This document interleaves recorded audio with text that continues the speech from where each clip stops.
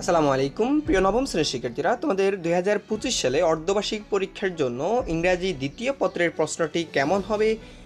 সর্বশেষ এনসিটিভি থেকে প্রকাশিত সিলেবাস অনুযায়ী তোমাদের ইংরাজি দ্বিতীয় পত্রের একটি নমুনা প্রশ্ন নিয়ে আজকের এই ক্লাসটি। শিক্ষার্থীরা, তোমাদের প্রশ্নের মানবন্টনে কিন্তু অনেকটাই পরিবর্তন করা হয়েছে। কি কি বিষয় থাকছে, কত নাম্বার, কোন কোন বিষয়গুলো তোমাকে পরীক্ষা লিখতে হবে, সবগুলো বিষয় তোমাদেরকে দেখিয়ে দিচ্ছি।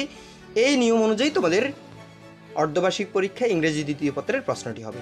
চলো শিক্ষার্থীরা, ক্লাসটি আমরা শুরু করবো। তবে তার পূর্বে তোমাদের সবার প্রতি একটা রিকোয়েস্ট থাকবে, তোমরা যারা এই চ্যানেলে নতুন অবশ্যই চ্যানেলটি সাবস্ক্রাইব করে রাখবে, আর যারা করেছো তাদেরকে অসংখ্য ধন্যবাদ। আচ্ছা, তো দেখো, প্রথমত তোমাদের এখানে একটি শূন্যস্থান দেওয়া থাকবে, ঠিক আছে। এটা হচ্ছে পার্টস অফ স্পিচ থেকে এখানে কোন শব্দটি এখানে শূন্যস্থানে বসবে, অর্থাৎ উপযুক্ত শব্দটা তোমরা ব্যবহার করে লিখতে হবে, ঠিক আছে। এখানে প্রিপোজিশন, আর্টিকেলস সবগুলো মিলে, অর্থাৎ পার্টস অফ স্পিচ থেকে এখানে শূন্যস্থানটা আসবে। আচ্ছা, এটার জন্য তোমাদের 10 নাম্বার দেওয়া হবে, ঠিক আছে। এবং এটার জন্য তোমাদের 10 নাম্বার। তোমরা জানো কি না যে তোমাদের ইংরাজি দ্বিতীয় পত্র 100 নম্বরের পরীক্ষা হবে, সময় কিন্তু 3 ঘন্টা থাকবে। আচ্ছা, 2 নম্বরের টেবিলটা তোমাদেরকে লিখতে হবে, এটার জন্য 5 number. 3 number right form of verb, অর্থাৎ ভার্বের সঠিক ফর্মগুলো তোমাকে এখান থেকে ভার্বগুলো খুঁজে লিখতে হবে এবং ফর্মগুলো সঠিক করে লিখতে হবে। শুধু শূন্যস্থান থেকে শব্দগুলো লিখলেই হবে না, ওই শব্দগুলোর সঠিক ফর্মটা লিখতে হবে। আচ্ছা, 4 নাম্বারের প্রশ্ন, এখানে তোমাকে চেঞ্জিং সেন্টেন্স বা এখান থেকে 10 নাম্বার।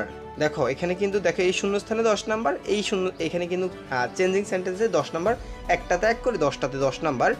তো দেখো, এটাকে নেগেটিভ করতে বলা হচ্ছে, এটাকে ইন্টারগেটিভ, এটাকে কম্পাউন্ড সেন্টেন্স, এটাকে কমপ্লেক্স, এটাকে ইন্টারগেটিভ।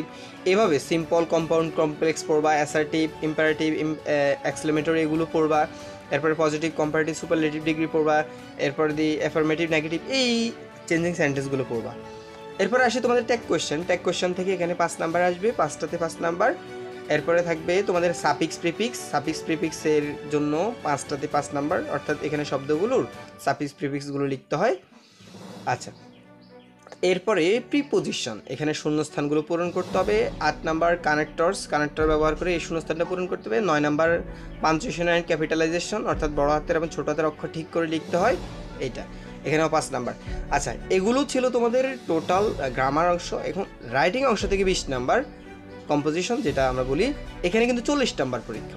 40 নাম্বার কী কী দেখো, প্যারাগ্রাফ আসবে একটা, যেমন সোশ্যাল নেটওয়ার্কিং সার্ভিস, এই প্যারাগ্রাফটা লিখে 10 নাম্বার। এরপরে থাকবে তোমাদের একটা ইমেল অথবা লেটার, যে কোনো একটাই আসতে পারে পরীক্ষাতে, এটার জন্য 10 নাম্বার, 20 নাম্বার।